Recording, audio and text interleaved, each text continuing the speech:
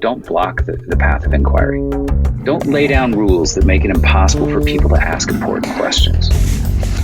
Welcome to the Thought Stretchers podcast, where we hope to stretch your thinking about important issues in education through rich inquiry.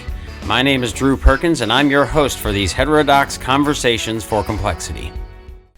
Hello there, and thank you for your ears and your attention. We're happy to have you. My name is Drew Perkins. I'm the director of Thought Stretchers Education, and I'm also the host of this podcast. Before we get to the content of this podcast episode, I wanted to share a few notes and updates. As always, we encourage you to go to wegrowteachers.com for our professional development services. And I'm pleased to announce that we now have thoughtstretchers.org, which is the landing page for the community that we've been threatening to launch for quite some time. It's been a painstakingly slow process, but we're getting closer and closer. What you'll find on thoughtstretchers.org is the foundational principles and concepts upon which we are looking to grow that community, as well as some places where you can sign up for the email newsletter, which will, of course, let you know when we do officially launch and any subsequent events and happenings. This is all meant to be an extension of our professional development work, and we have indeed begun working with schools on heterodoxy and helping them better understand the principles of liberal inquiry and equipping them with the tools to navigate some of these culture war kinds of issues. If you're interested in any of that, you can reach out to me at drew@thoughtstretchers.org. Americans on opposite sides of the political spectrum don't just disagree on the issues. More and more, they can't stand one another. This partisan animosity is the crisis of our time and threatens our nation. Braver Angels is here to address this. Our mission is to bring Americans together to bridge the partisan divide and strengthen our democratic republic. But no single organization, no matter how successful, can be powerful enough all on its own to heal this divide. If our goal is really to strengthen our democratic republic, our only practical strategy is to ignite and shape a broader movement for civic renewal. That's why we started Braver Network. At Braver Network, you'll find organizations from all across the country and all across the political spectrum that even when they disagree on the issues, come together to spark this movement for civic renewal. In building this network, we commit to equal representation, not just between conservatives and liberals, independents and nonpartisan groups, but also between national and community-level organizations. At Braver Network, you'll find the whole gamut, from businesses and leadership organizations to educational and religious institutions, all committed to improving our politics and strengthening our nation. We're looking for leaders and members of all kinds of organizations who are ready to lead and take part in the movement. Joining is completely free, and the opportunities for collaboration are endless. Help turn the tides of toxic polarization. Check out braverangels.org to sign your organization up for Braver Network. In this episode, I spoke with Sarah Hartman-Caverly and Craig Gibson, who are two of the minds behind the Open Inquiry Toolkit. The Open Inquiry Toolkit is a project that they have undertaken in part with association with Heterodox Academy to increase open inquiry, and they do that through what they call intellectual virtues and a set of cognitive distortions. They have a course design guide, an assignment design guide, and a course discussion guide, all of which I think are really interesting and would be useful tools, not just for the higher education space that they work in, but for K-12 educators and instructional leaders as they think about open inquiry and some of the things that we are intentionally working on with the Thought Stretchers community work to help schools navigate some of the more contentious issues from pedagogy to culture war kinds of issues. So we talked about the nature of inquiry and the reasons why that open inquiry is really essential, some of the tensions that we often address in this podcast between sort of direct instruction and explicit instruction and more inquiry-centered approaches, and lots of pieces surrounding all of that. Again, I think this is an absolutely essential piece that K-12 and education in general must get better to help us through some of the polarized times that we're experiencing. And as always, I hope you find it helpful. Without further ado, here are Sarah and Craig.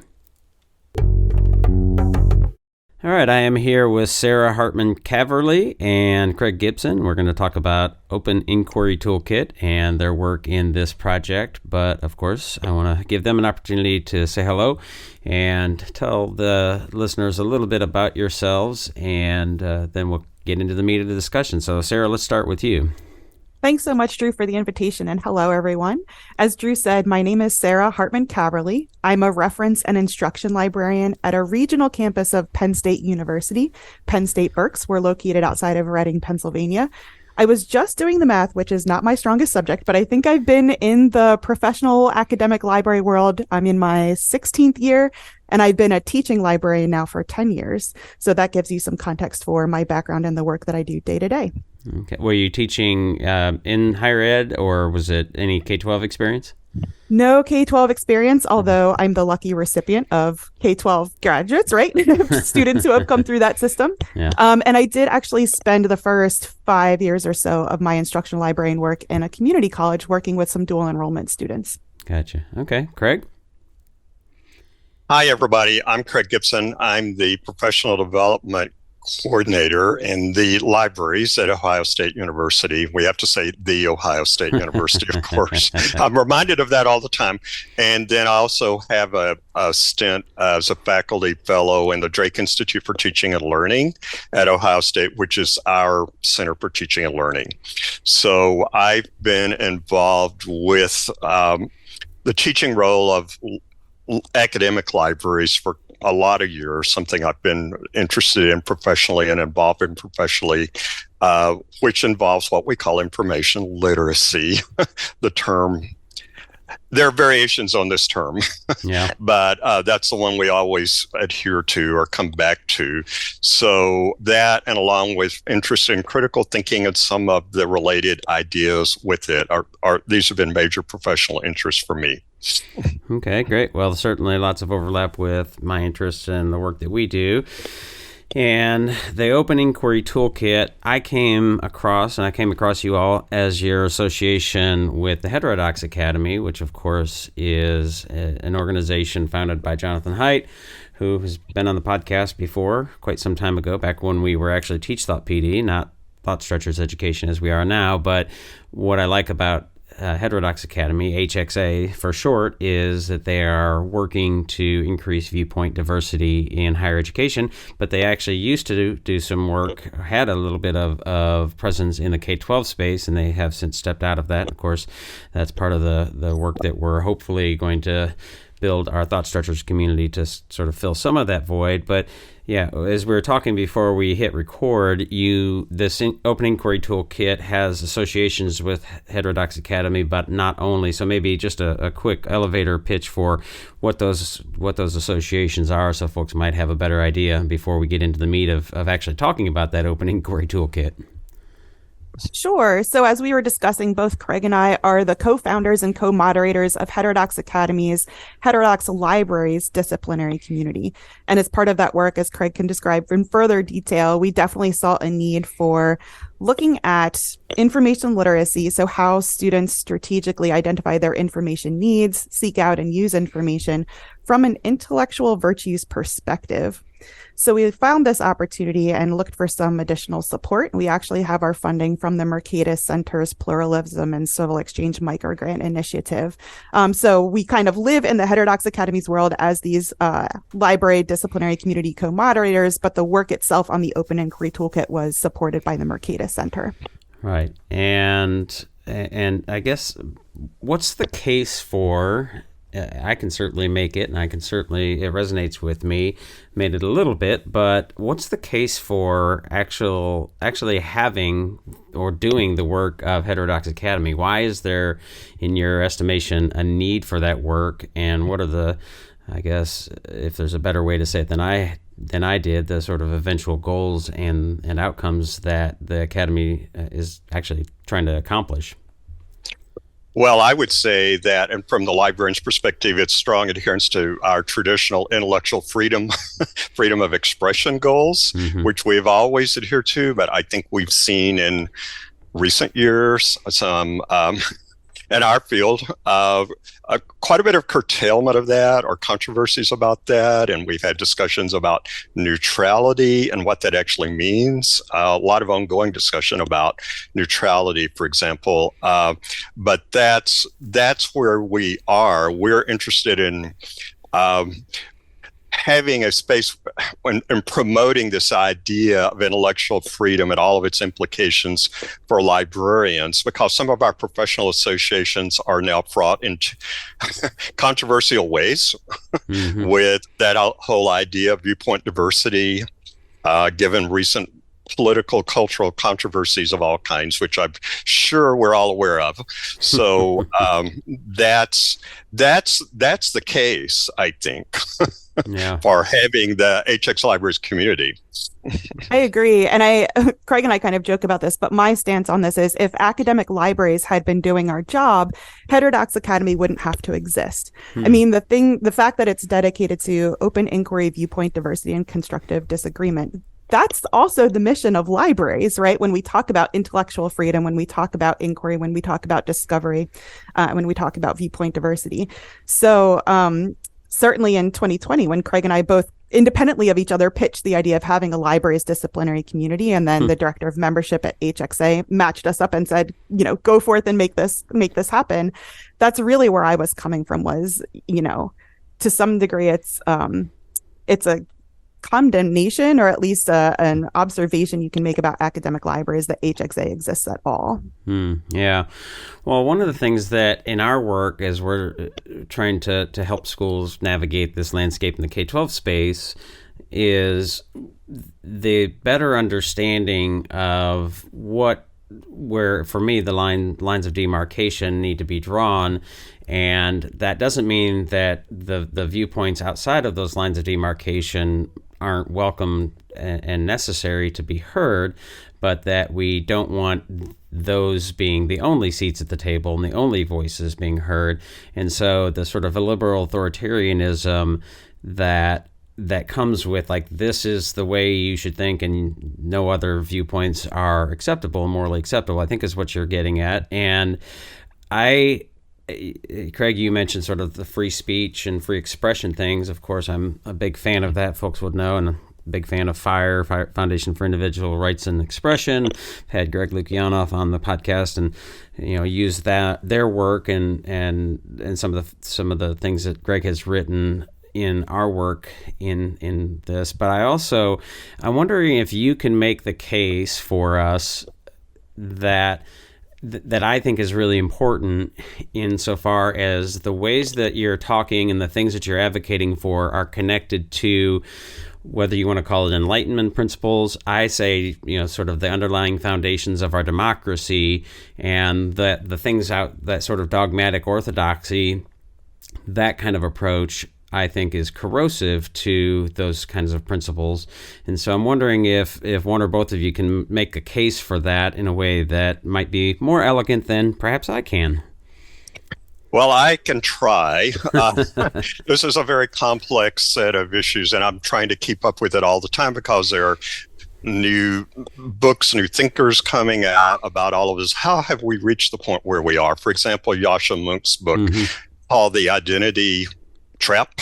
Yeah. I think we may have ended up in a trap in our field in a way, because he does a superlative job in tracing the intellectual history and how we've reached this point of illiberalism based on, postmodern ideas of, radical subjectivity about everything. There's no truth, there's no objectivity, and then other, he talks about post-liberalism, and then the critical race theory influences. And I think all of the downstream and derivative versions of this, the library field, or some of the library field, have seized on those.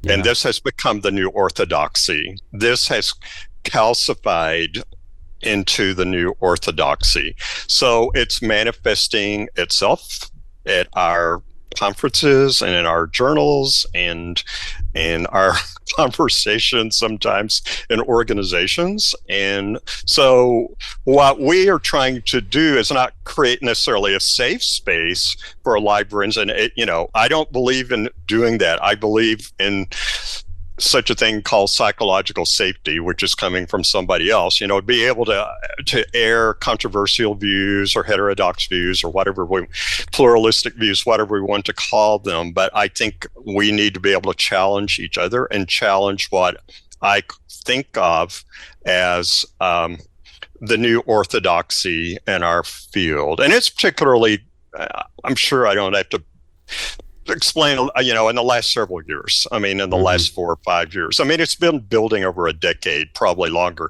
And I'm maybe anticipating something here that you want to ask about, but we have this thing called critical information literacy in our field. And this comes out of certain thinkers. This has been around for about 10, 15 years, and it's only grown stronger. So there are many colleagues who are adhering to that as the one way of thinking about how teaching and learning actually works, relating to what libraries do. Yeah. So, Sarah, you want to add to that, and especially anything in particular as it might relate and connect to democratic principles? I'd love to. Yeah. So I know for a fact, having listened to a couple of episodes, that this will not be the first time that John Stuart Mill is mentioned on your podcast. But Correct. For any new listeners who may not be familiar with John Stuart Mill's arguments for the free marketplace of ideas, this boils down to the idea that, when we talk about censorship, which I think is the elephant in the room that we haven't mentioned yet, both hard forms of censorship, so censoring of other people's views, preventing them from being expressed or accessed, but also more insidious in my mind, the soft forms of censorship, including self-censorship and the chilling effect, that I think is much more pervasive in the higher education space. He identifies a few problems with any form of censorship. One is that the censored view may actually be true. And in a self-governing democratic society, it's really important that we have access to the truth, even when it's inconvenient or something that we don't acknowledge, because if it's pointing to a problem, it's a problem that we could then solve together.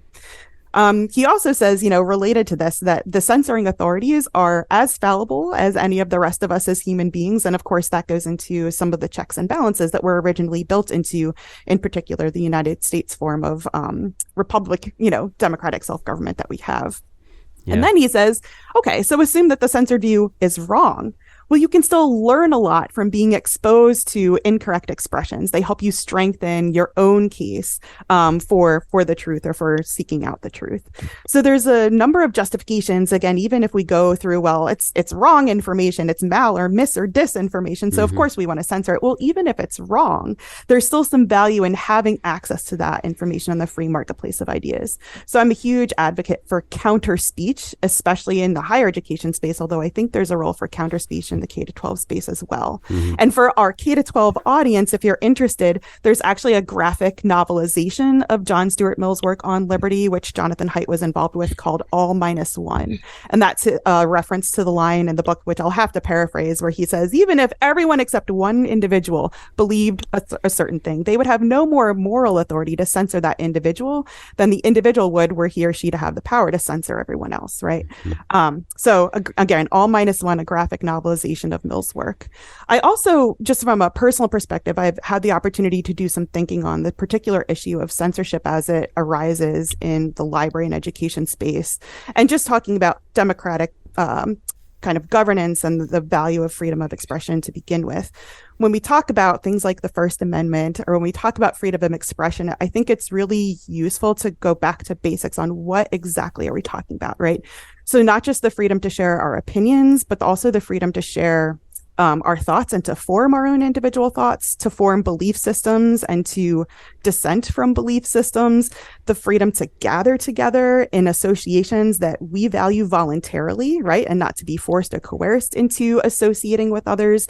And then, of course, the freedom to petition our government for grievances. So when you think about some of these freedoms, the freedom of belief, the freedom to form ideas and thoughts and then share those ideas and thoughts, to me, that gets to the essential nature of what it is to be human and to our human experience.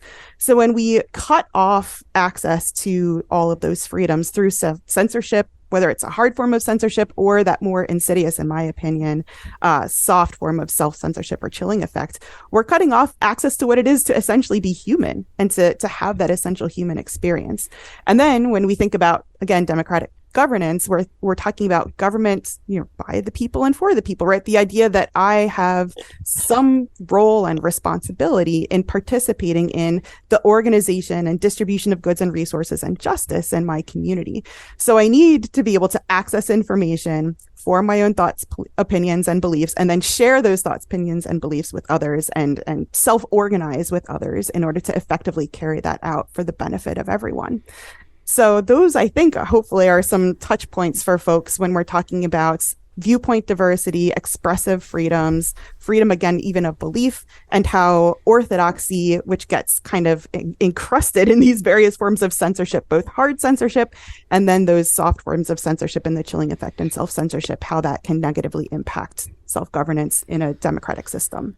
Yes, well, quite elegant compared to how I probably usually articulate it, so I appreciate that. And we'll put the link to All Minus One. I actually haven't looked at that graphic novel. I've heard about it. I've read On Liberty by John Stuart Mill, and it can be a little bit, I don't know if dense is quite the right word, but hard to get through because just the age of the language and some of the ways that he writes, but certainly a foundational text here. So the work that you're doing here that we want to talk about specifically is the Open Inquiry Toolkit, and this obviously is a big piece of this as people will listen to the intro to the podcast and hear a quote from Charles Peirce of, do not block the way of inquiry. And essentially, that's you're using the term censorship, and of course, that's a part of it. You're sort of maybe a flip side of that is the orthodoxy, again, happens on both right and left, and the ways in which those ideas, thoughts, ideologies, whatever the leaders and the leadership might be just absolutely resistant and hostile to questions and criticism and inquiry. And that's, of course, very corrosive to a democratic, the democratic ideals. So the Open Inquiry Toolkit has course design guide, assignment design guide, and course discussion guide. And you mentioned it earlier, if I'm correct, is all centering around the idea of intellectual virtue. How do you describe it? I mean, are those the main pieces? And let's start to unpack that. Yeah, well, maybe I could approach this just a little bit of an origin story here. I've been thinking about this for a while, and I think this is a happy convergence of some issues that have emerged within HX Libraries group itself. But I attended a conference about 30 years ago. I'm trying to think about all the conferences I've attended. This was not a library conference. It was a conference at MIT called the International Conference on Thinking. And there was a speaker there who talked about thinking dispositions. And she was associated with Project Zero at Harvard. Yep. And you may have heard about Project Zero. I imagine a lot of people heard about Project Zero. But her name was Sherry Tishman, and she worked with David Perkins. And she did a presentation on thinking dispositions that I was particularly struck by because my own thinking at the time was about critical thinking in this more reductive way.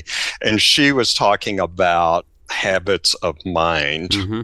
Or this was more like characterological. And so I've circled back to this again and again over a number of years. And I think in the library field, we've gotten stuck on critical thinking. And is it discipline specific or is it generic? And I think we need to actually work with students in a way that they acquire the habit of disciplined thinking, which is in part their need to discipline themselves and understand over time how they're dealing with this very complex information environment and learn to approach it in a disciplined virtues or habits of mind permeated way.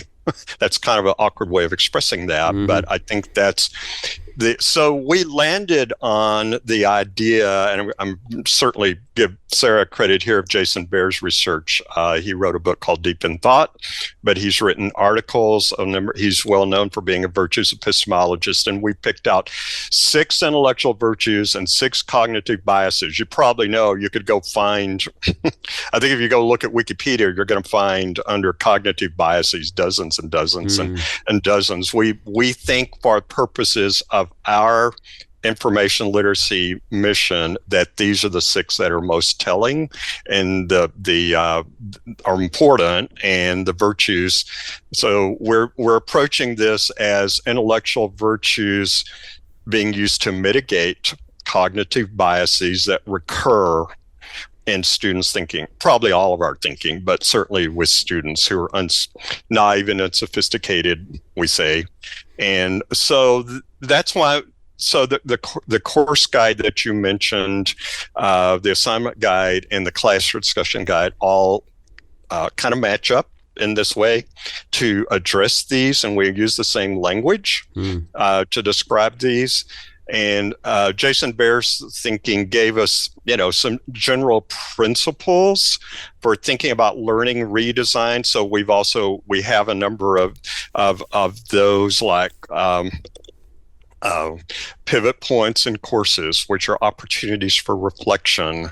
And we're offering these as a way for librarians and faculty to think together. And I think it's really important because librarians sometimes often are actually just asked to come in as guest presenters in higher ed and to talk about a particular resource, a particular database, or, how to do a citation stuff, and what we're trying to do is enlarge the field of discussion by having librarians work behind the scenes with faculty to do redesign. So it's kind of like working in the backstage arena.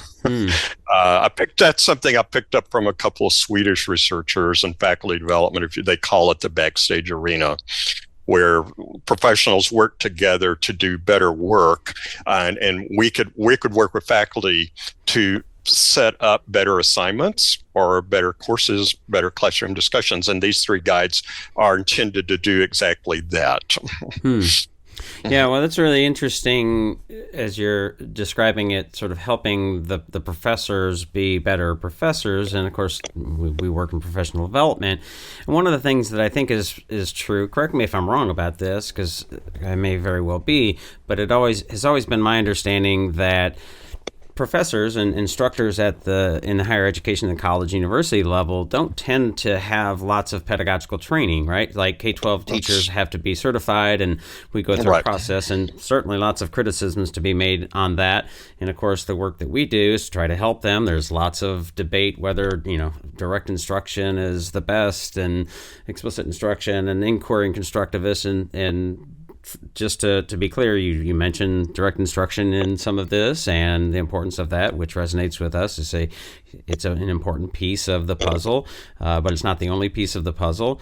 And then, you mentioned Ron Richart, or you didn't mention Ron Richart, but Project Zero, and he's referenced in that work, and big fans of his. And we use some of those visible thinking routines because they're great inquiry kinds of exercises and collaborative activities. And Ron's got a new book. He'll be on the podcast hopefully soon. I've got the book to digest and read in preparation for that, and I'm looking forward to that. But yeah, so that piece of helping them be better instructors, because a lot of times, at least the stereotype is many of them are sort of lecturers, right? They're sort of givers of knowledge, which is important, but not really often engaging in these kinds of things and I'll just read the intellectual virtues: curiosity, open-mindedness, intellectual humility, intellectual tenacity, intellectual autonomy, and then epistemic responsibility, and then the cognitive biases: confirmation bias, cognitive dissonance, the certainty trap, mere exposure effect, and conformity and in-group bias. So, I'm curious how that process go? How's that land? I mean, because they often are lecturers, they're givers of information. Is it received well? Do they get a sense of the actual teaching process? Because that's kind of what we're talking about, not just the delivery of information, right? I think this is one of the big challenges that we face as teaching librarians is we have some familiarity with how the sausage is made. So one of the big fail points, I think, in the college space is the way that learning design has crafted students' experiences in their gateway writing and public speaking courses.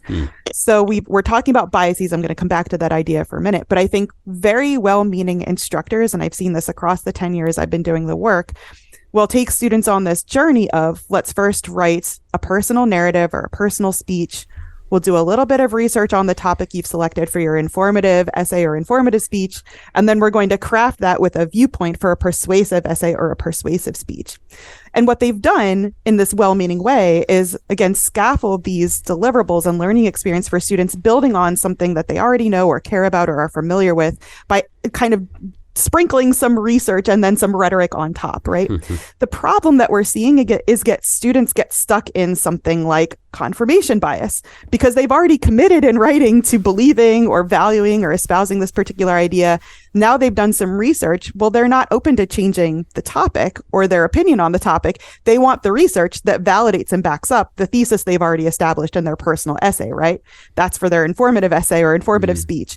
Now, fast forward another 4 to 6 weeks, and they're working on a persuasive essay or speech where they have to now persuade others to believe the thing that they were not interested in exploring further in their research. They were only interested in finding sources that further validate or further persuade others of that conclusion. So we've actually built confirmation bias and some of these other cognitive biases like mere exposure into the learning process in these gateway undergraduate courses. So what Craig and I are hoping to do from the learning design perspective is I'm going to use an unpopular word, but dismantle that part of the process and say, let's approach learning design acknowledging that we have these particular biases. Again, we selected 6 not arbitrarily, but because we actually are aligning some linkages between our open inquiry framework and a framework that we use for instruction in academic libraries called the Framework for Information Literacy in Higher Education, which itself has 6 threshold concepts or frames associated with it.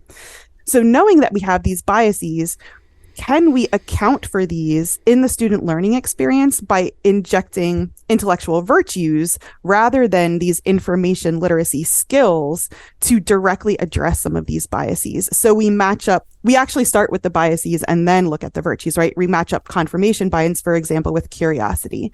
So if in this initial exploratory personal essay or speech, you are talking about this thing that you really like or that you are very, passionate about, can we unpack that with some curiosity? Can we identify some divergent viewpoints or experiences related to that topic that you could then pull in and weave into your informative and persuasive rhetorical assignments? So the idea is to, maintain the idea that we want to scaffold student learning, and you'll certainly see that, for instance, in the assignment design guide that's part of the Open Inquiry Toolkit. But rather than scaffolding just the skills, starting with where students already are, because then intellectually they're not rewarded for exposing themselves to different ideas or viewpoints on these topics, we're trying to scaffold the intellectual virtues. Some reasons I really like this approach are that intellectual virtues are kind of ability agnostic. As Craig mentioned, these are characterological. They are habits that we can all cultivate regardless of our present knowledge or intellectual ability. So they're accessible to everyone across the education spectrum. And I do want to highlight, we've been mentioning Jason Baer. His work is actually K-12 focused, although he himself is a professor at Loyola Marymount University. So he's been involved in founding the Intellectual Virtues Academy at Long Beach. And his book, Deep in Thought, is actually K-12 educator directed. It's not higher education directed. We're kind of borrowing it in the higher education space.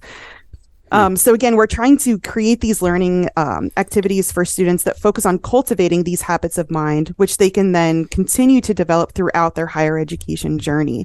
And I think one of the key points of distinction between K-12 and in higher ed is that directed instruction piece. So we still see value for directed instruction in higher education on these virtues because we think they have not necessarily been addressed in the K-12 space in an intentional way, in an explicit way. What does it mean to be curious? What does it mean to be open-minded? What does that look like? What are the artifacts of those processes intellectually? So we want students to have some real intentional attention paid to those learning experiences. But I think in higher education, we can also cultivate students' discernment on when to use these different intellectual virtues and in what balance. And I will say that personally, I know that I have a surplus of curiosity, and maybe I could use a little bit more intellectual humility or intellectual tenacity to really pursue things, to the end point. So I think in the K-12 space, maybe marrying the virtue with the bias, or marrying the virtue to the learning experience. So today we are learning about this topic, and we're going to exercise open-mindedness to do so. And here's what that looks like. Whereas in the K-12, or in the higher education space, we might say, these are 6 intellectual virtues we think are really important. Let's undertake a self-assessment to see where your strengths and weaknesses lie on the spectrum. And let's think individually for you about what it looks like to cultivate the virtues that you think are going to be important, or where you think you might need some more attention, and design some learning experiences and assignments that help you build those. So hopefully that reconnects kind of the work that we're doing on the biases and the virtues, and where I think there's a spectrum from K-12 into higher education where we could be addressing these across the educational experience. Yeah, well, some of this is really kind of resonant with some of the thinking that I've come up with, and I'll share some of it here in a minute, because I'm curious to get your take on my take, because there are some similarities, but there's a little bit of difference. Of course, some of it is maybe because it's in K-12 space.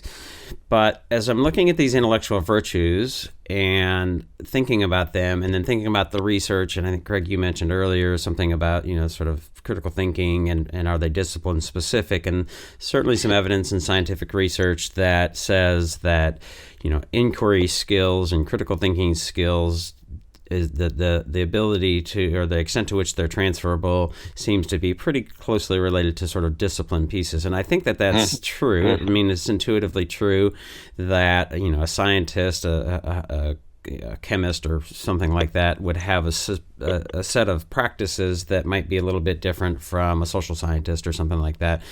But here, when I hear that, I also think, well, there's also sort of a mindset, right? There's a sort of overlay or underlay, however you want to talk about it. And to me, that's what these intellectual virtues kind of are, right? There's sort of a mindset. And my argument with folks who say, well, critical thinking can't be taught, or it's discipline specific, so it has to be taught within, that framework or some versions of that, is say, well, true enough, but we also want to have sort of that overall sort of stance, that sort of habit of mind, if you will, right? That you think, all right, so if we acknowledge that knowledge is important, and I think that is, and some people on the sort of constructivist, more progressive side would have differing opinions and arguments about, well, we have Google, we can find it, and not that doesn't resonate with me particularly well. But so yes, it is important for that direct instruction and to deliver that knowledge, whether it's K-12 setting or in the higher ed. But what are students to do when they are out of the academic setting and they don't have that knowledge, right? So what are the skills? And to me, those are the inquiry skills that allow them to figure out what the heck I need to know. And sometimes those things are not particularly connected to any of these real intellectual virtues, like they're just like how to fix a water heater or something like that, right? But sometimes they are, and increasingly, especially with the sort of culture war and polarization kinds of things. So does that resonate, or is it a habit? I mean, you said habits of mind. Is it more of an inquiry sort of stance and mindset? And how do you make any of those distinctions that might be important? Yeah, I think that I'm trying to kind of process what we're talking about here a little bit. I know some people have landed on the idea, and I've had discussions with colleagues about this, that critical thinking manifests itself only in particular disciplines because there's particular ways of thinking in particular, which is true. But this overlay that you mentioned, I think, is also resonant and powerful, and that these are habits that students need to be coached in, are given opportunities to work with over an extended period that complement the discipline-specific habits or practices. So I don't think they're mutually exclusive. I remember 30 years ago, and you may know these people who are writing about critical thinking then, like Robert Ennis and Richard Paul and people like that. We're dealing with this somewhat, but they came up with a generic set of critical thinking skills. So I had to hit the pause button there and think about that a little bit. I've had this other conversation off and on, as I've said, with people I've read, researchers and scholars like Daniel Willingham. Daniel Willingham writes about critical thinking being particularly the challenges with it and working with it. And I know some of his work directly bears on K through 12, that it is discipline specific, as I understand what he says.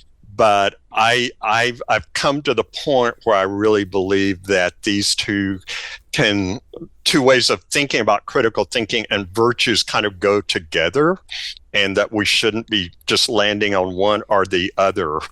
I also would say that, to circle back here a little bit, yes, faculty in higher ed are not taught about pedagogy. Rarely.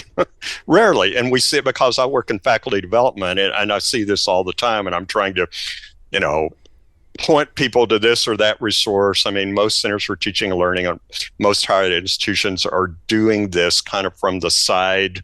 There are different ways of doing it to incentivize faculty to learn more. I mean, a lot of faculty would know about an instructional design model called backward design, for example, which is fairly common. I mean, that's universally known, I would hope. But I have not seen... I'm trying to think if I've seen any examples in higher ed of talk from a center of teaching and learning perspective of talking about intellectual virtues.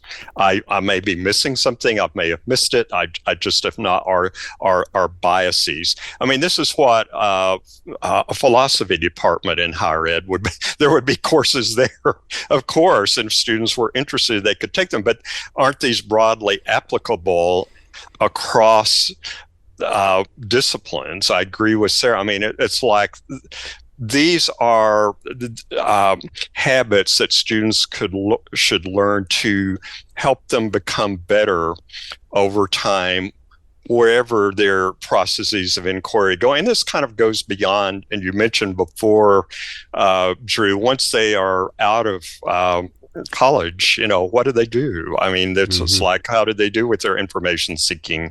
What practices have they picked up as undergraduates or as graduate students, for that matter, that would enable them to be better citizens or to talk to other people? And they could say, well, I learned about this set of resources, and I'm making this claim, and here's why I think the way I do. Right. Or here's this body of evidence or this set of data, and I've landed on this, but maybe I've missed some. So they need to learn to ask the question like, well, what am I missing? Right. I'd love to go back to this. Oh, sorry, Craig. It's okay. It's just like I'm thinking through here what the habits of citizenship should be, and in the workplace as well. And I know Project Information Literacy, which is our great research institute in the library field, has studied some of the workplace habits of new employees and what they actually do to try to be successful in the workplace. Yeah, Sarah? I would love to go back to the water heater question, because I think one of my big regrets from my own K-12 or maybe high school educational journey was that because I was on a particular academic track that became mutually exclusive from exploring vocational and technical education, right? But I don't want to leave listeners with the impression that the intellectual virtues have no place in those modes of education or in the trades or in practical application. So if we take the water heater example, I'm going to try to weave through all the virtues with, problems with my water heater, right? The first thing is I need to be curious. This is just my capacity to observe the world. Is my water not as hot or not as consistently hot or hot for as long as I would like it to be, right? Can I observe that about the world? And then am I going to ask why? Now I need to be open-minded. is this a problem that maybe I could research and solve myself, right? I either need to research how to repair a water heater, or I need to research who are the experts who can do this for me. And having observed as a homeowner, tradespeople in my home repairing different things or replacing different things, I have a whole new appreciation for the level of knowledge and logic and creativity that goes into all of these different trades that keep us comfortable and safe and healthy, right? So I'm going to be open-minded about finding that information. I'm going to exercise some intellectual humility. Either, yes, I think I can repair this, or no, I am hiring an expert, right? I'm going to find someone else to do this. If I do decide to make this repair, I now have to exercise some intellectual tenacity. I need to chase down the information, the parts, right? The model numbers. Like, I need to get everything lined up so that I do this safely, correctly the first time, and at minimal expense to myself. I'm now exercising some intellectual autonomy. I've committed to doing this repair. I need to see it through to the end. I need to be able to think for myself on my feet when the repair inevitably doesn't go well and I'm making that 10th trip to the hardware store. Or if I'm getting quotes on the job, I need to be able to evaluate and kind of rank who gave me the best quote and the best description of the work to be undertaken, right? And then with epistemic responsibility, so this is part of our model where we say we should be giving back to the greater epistemic community, right? So if I've done the repair myself, I might create a YouTube video where I say, here's the problem I had, here's the model of water heater I have, here's how I solved the problem, you're welcome. Or if I hired someone to do the work, I might go and give them a rating, right, on their professional page on, Angie or on, Google Business, and just say, yeah, they did an awesome job, hire these folks, or no, be careful when you hire these folks, here were some of the issues I had with the work. So I just wanted to maybe I'm sensitive to this on a sort of my own personal history and socioeconomic class and things like that, being a striver myself. But I do think that these have a place in the non-traditional intellectual or academic sphere.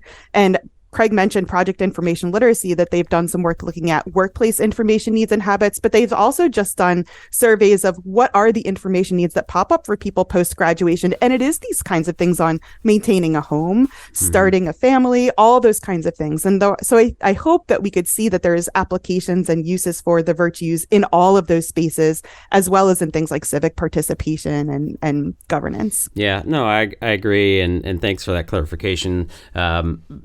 My only point was that, it's not a highly politically charged, probably not a highly political charged issue when your water heater goes down. But some people might say, well, this is the best guy. No, that's the best guy. So, some of that open-mindedness could potentially show up. But who knows? Anything is fair game in our political warfare these days. So maybe water heaters is in there.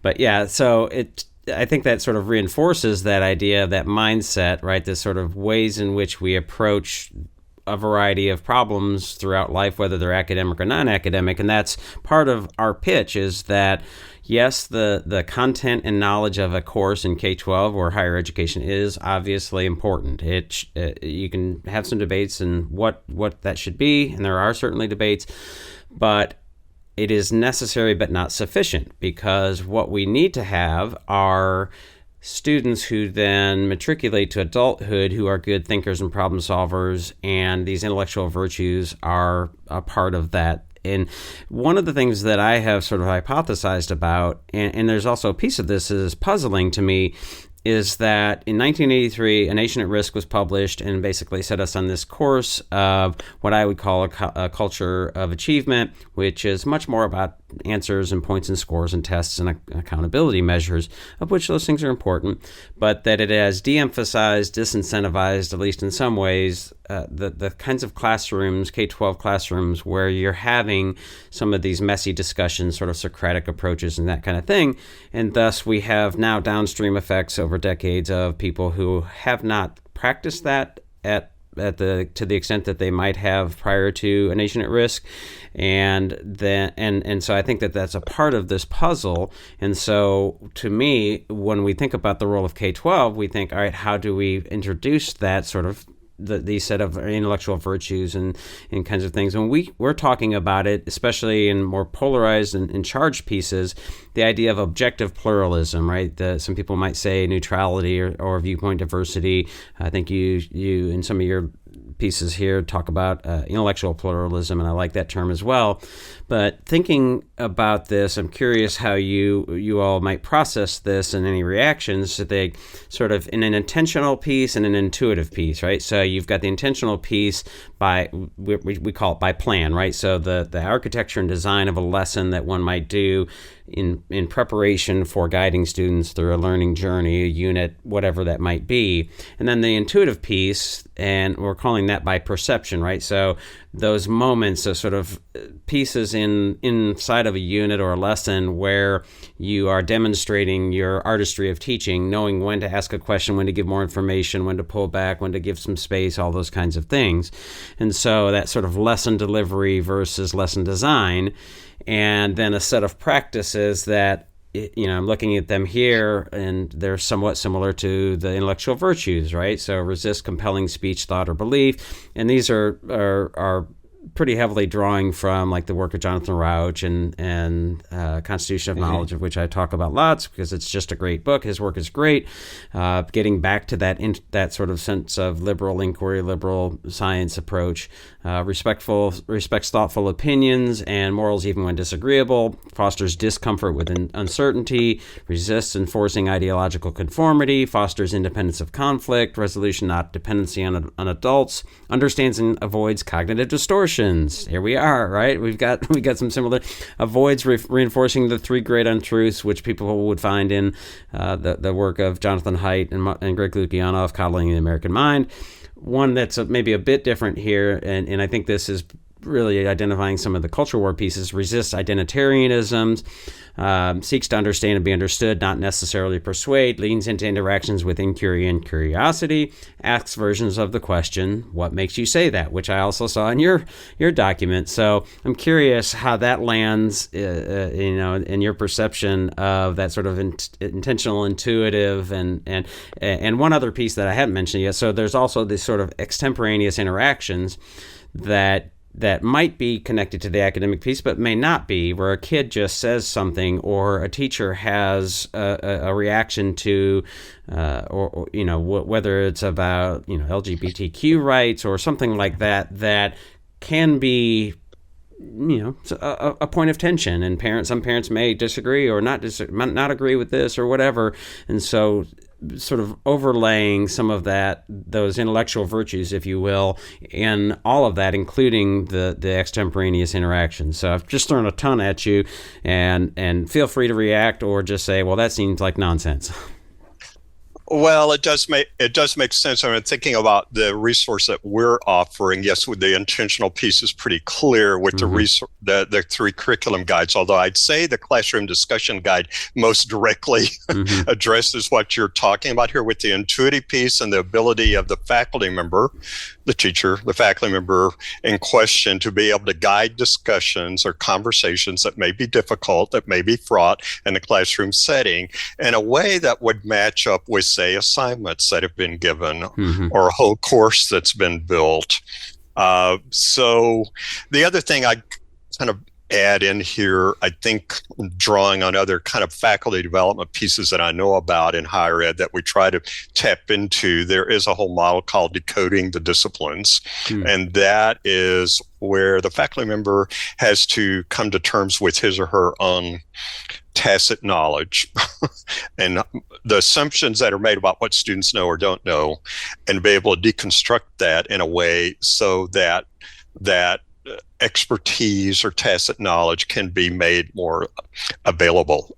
Can you students?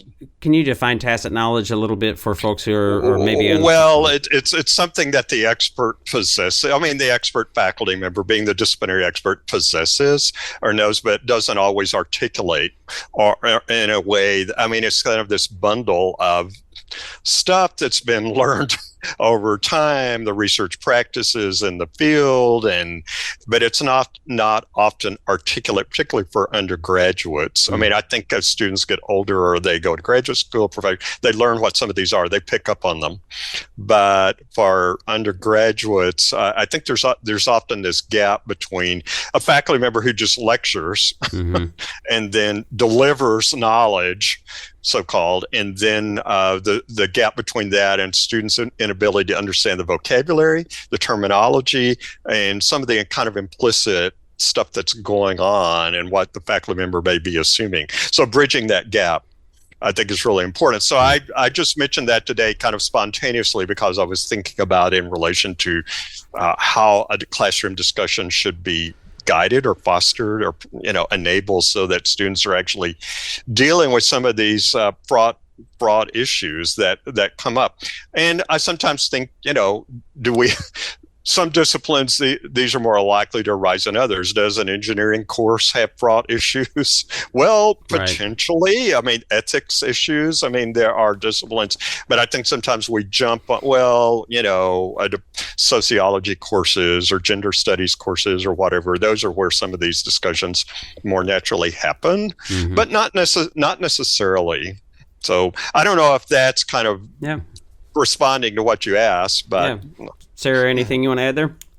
Absolutely. Yeah, I think the framework is great. I love the intention and intuitive and melding those together and then being prepared to, I don't want to say manage, but facilitate these extemporaneous experiences as well. I will also, highlight again Jason Baer's book, Deep in Thought. He does have an entire section of that book that prepares K-12 instructors or teachers for approaching an intellectual virtues approach method to their teaching. So I think that deals with some of that perceptual and intuitive preparation for teaching in this modality. I also think, to go back to these ideas of biases, one thing that we didn't touch on is how these have otherwise been addressed. And I think that it ties into that censorship conversation we had earlier. So, the redress for these biases has been, we need to control the information landscape, right? We need to get a grip on mis, dis, and malinformation. We need to restrict access, label and then restrict access to mis, dis, and malinformation. We need to train students in lateral reading and fact checking and all of these methods that certainly have their place, but unto themselves have been found to be not entirely effective at both maintaining the integrity of a pluralistic information landscape and also in actually getting to the truth of the matter. So that's where we think this intellectual virtues approach can come into play, is rather than trying to exert some authoritative control over the information landscape, arrive at a sense of who is an authoritative voice on this topic through the intellectual virtues approach. Yeah. So, I also, sorry. No, please go ahead. One last thought on your framework of the sort of intentional design and then the intuitive delivery and the ability to kind of facilitate these extemporaneous experiences, is I'm doing a lot of thinking on what generative AI means in the education space and as a librarian. And I'm thinking that there are things that generative AI can do on the intentional design part of the framework, but not a lot that it can do on the intuitive level or obviously in the facilitating of these extemporaneous experiences. So I'm trying to arrive at a space where I feel like I can effectively collaborate with generative AI and talk to my students about effectively collaborating with it and all that entails. But again, for someone talking to a K-12 teaching audience, I think that's another way to kind of think about this, is where is generative AI going to impact my role? And I think there's some ways to use it in really interesting ways on that design and intentional design space. And then, the rest of it is very human original from my perspective. Yeah. No, I think that's true as well. And that's, developing these traits and characteristics that teachers, whether they're K-12 or in the higher education space, I think is really, really essential, because the point you're making, right? This is a human piece, and what we've got to do is develop those skills in teachers in addition to lots of other skills. So one other thing I want to talk about here, in the course design guide, you've got design principles, and I think that's the sort of title that you would give these things. I'll just list them and then invite you to share some thoughts about them and unpack them. So creating through lines, and again, this is, I think, for K-12 teachers, I think it would be really a useful resource to look at these and not necessarily adopt every piece of it, because there's a difference in curriculum from K-12 to higher ed. But if we're looking at ways in which to develop intellectual pluralism or objective pluralism and these kinds of pieces that we've been talking about. These are, I think, some really good principles. So the idea of creating through lines, and this is, I would probably say, an intentional piece, right? The design piece, or design principles, right? Using calibrated levels of difficulty. So there's some differentiation pieces there, and course pivot points, and then pre-research staging, and then I think the last one, identifying missing voices. Oh, not the last one. Identifying missing voices and perspectives, and then gradients of acceptance, and that is the last one. So I guess now maybe it'd be a good time to sort of unpack those and think about, or give some more thinking about how teachers might use those as design principles in their lesson and unit design intentionally. Yeah, I came up with the names for, I mean, there are other ways of expressing the ideas here. These are not the only ways, but I came up with these 6, I believe there are 6, having thought about what we try to do with information literacy or library instruction and working with faculty, because as I've expressed before, sometimes what librarians are doing are being invited in, as guest lecture, and presenters, and they give a very truncated or very focused view of what a student needs to do to complete an assignment. So what I'm just trying to do here is to present some larger design principles that would enable librarians to collaborate with faculty or with teachers to think about the course or a sequence of assignments more broadly. So a through line, for example, would be a unit in a course. So a student would have a series of assignments that would link up and they would build on each other.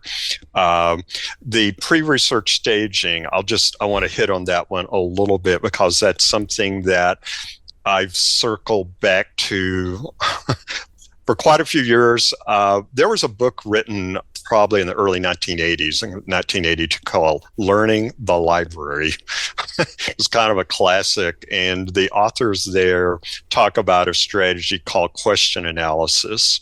And this, mind you, this was before the pre-web days, before, it was like they were saying that librarians in their teaching role should get the students to slow down and not rush forward and finding too many sources all at once. Well, think about, take the research question, formulate it in the right way.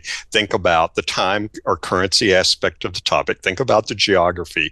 Think about the principal actors involved. How does that drive your research inquiry? Once you understand those on the front end, then you're more likely to use your time well and be more productive and more thorough as you go through the process. And it would be an iterative process, but that's what the whole idea of research. So if librarians could work in a more effective way with faculty on a learning design principle like that, we hear a lot about missing voices, because don't go back to the same resource or the same journal or the same, but thinking more in an interdisciplinary way, or what can this group of stakeholders or interested parties contribute to the discussion, and where do their voices show up in the information landscape? These are, I think, yes, you're right. It's not like every one of these needs to be used, but pick out one of them, try it out, see what you could do to redesign part of a course or redesign an assignment to promote the virtues to counteract the biases that we've been talking about. Yeah, and you've got, for each of those design principles, you've got sort of a checklist of which intellectual virtues are meant to be connected and developed with those, for sure. Yeah, and I mean, it's one of the things that's really, really hard here, at least as I think about this, is it feels like, and I read your documents, I read our documents, and it's like, how do you give a sort of guidebook and a roadmap on how to do this? But it really isn't particularly linear, right? Like, one can say, when you get into effective instructional design principles, you could say, Rosenshine's principles of instruction, and here are the steps, and boom, boom, boom, boom, and all of that is somewhat linear. But when we get into this kind of realm, which is a bit more deeper and transfer learning, beyond the sort of realm of surface knowledge, it isn't as linear. It isn't as, well, if you just do this every time, it'll work, right? It's sort of, you've got these sort of overlays that you're continuing to put on. And, when I hear people talk about the importance of knowledge and the sort of explicit and direct instruction, I've had podcasts and we've talked about this, like, where is the sweet spot? And one of the things that I get it. Like if you're saying, well, the long-term memory is the change in long-term memory and growth and improvement of that is the focus, and that knowledge, and to do these 10 things or whatever it might be, that's a sort of easy fix. And the other stuff is too hard to do. And I think that there's some valid criticisms of sort of inquiry and this style of teaching and the ways in which we apply these principles, because they are hard, they are messy, they don't always have immediate results. But one thing that puzzles me, and I'm curious if you see any of this too. I mean, you're in the university system, and everybody says, and I think they're certainly right about this, is we have much more sort of left-leaning, clientele, teachers, professors, and not a whole lot of conservative folks. What I see from the sort of advocates for explicit and direct instruction is that they tend to be more on the conservative side. And what puzzles me is that they are sharply critical of the sort of orthodoxy and dogma that's coming into the education space from the left, but then don't seem to see a real value in the inquiry process that might help us move beyond that. So, I mean, do you see any of that or any of that resonant?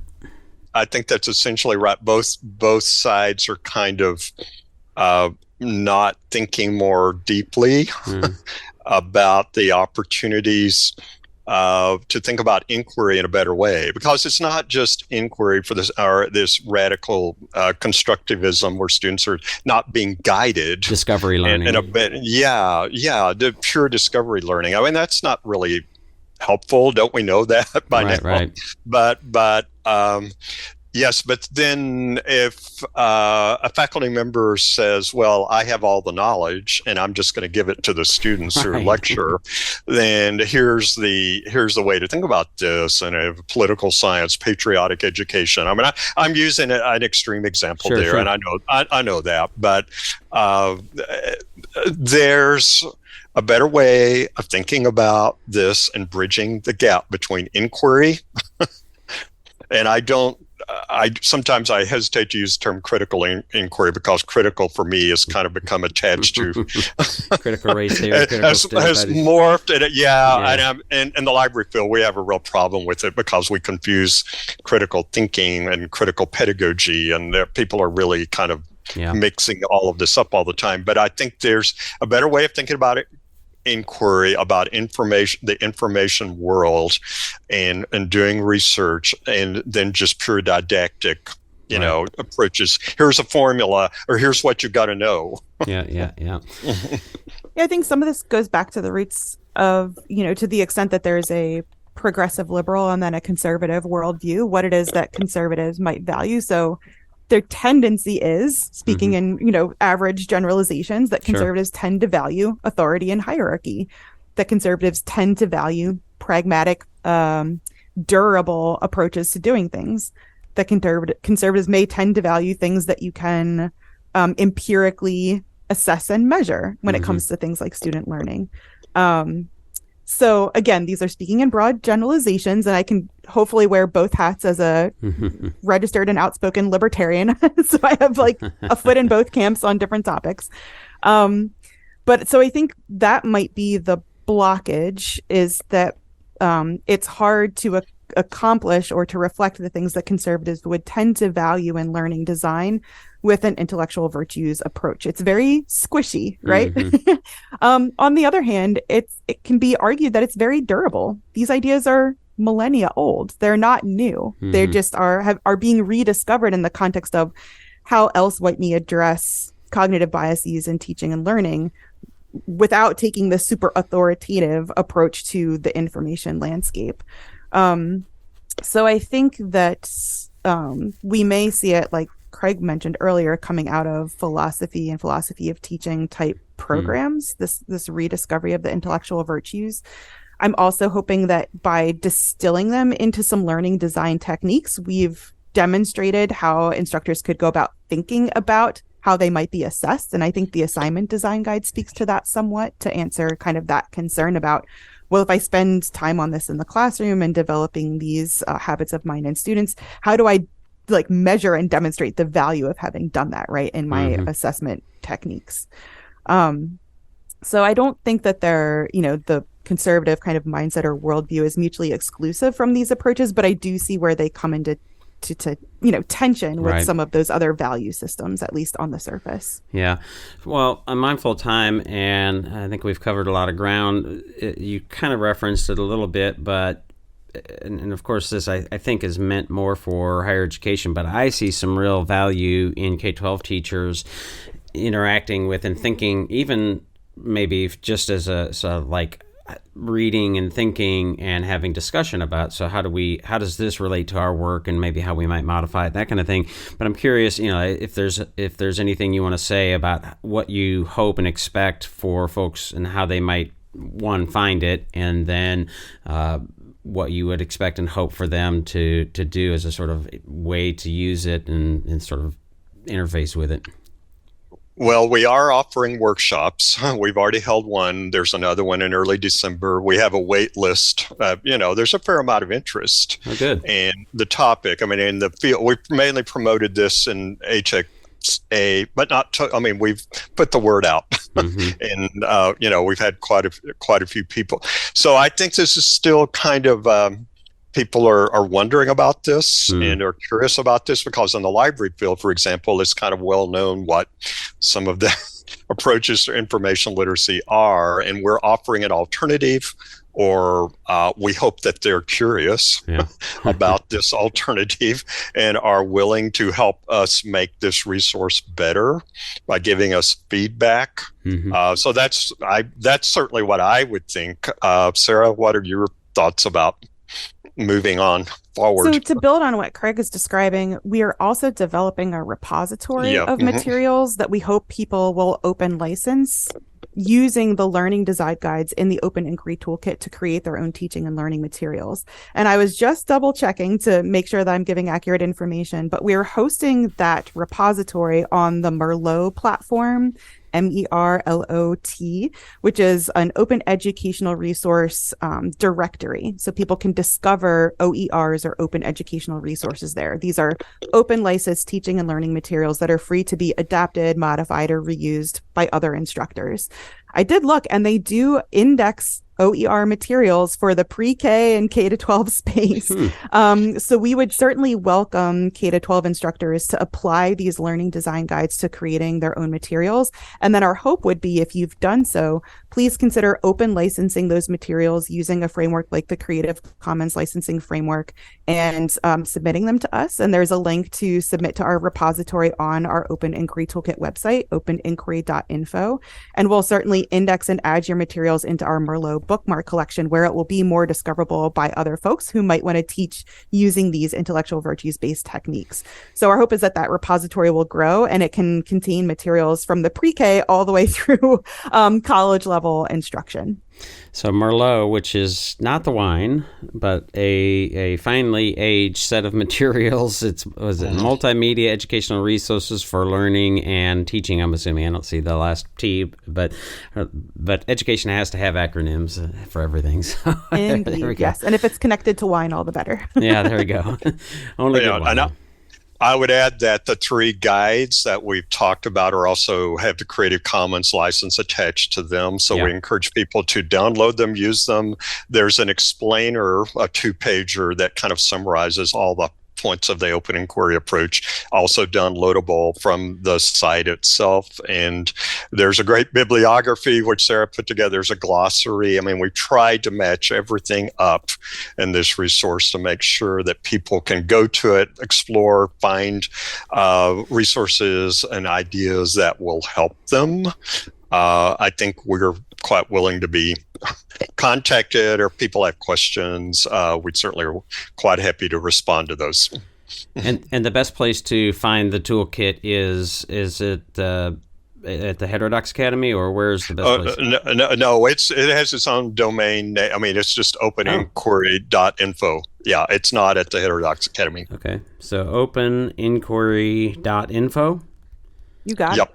Yep. Right. Well, we'll make sure to put that in the show notes, but folks obviously listening can type that in and check that out. And I would definitely encourage it, because I think it could be, like I said, not just for higher ed, but a good resource for K-12 teachers and instructional leaders to sort of interface and interact with and just think more deeply about these things. And are there any other links or social media or anything that you want to share before we jump off? I think that's pretty much. I think the resource, the site itself, has a lot of what we've been talking about here, and opportunities to, the Merlot repository that Sarah's described. I think there's the future opportunity to become part of a community who are using these resources and redesign principles. So we're hoping people will really avail themselves of it.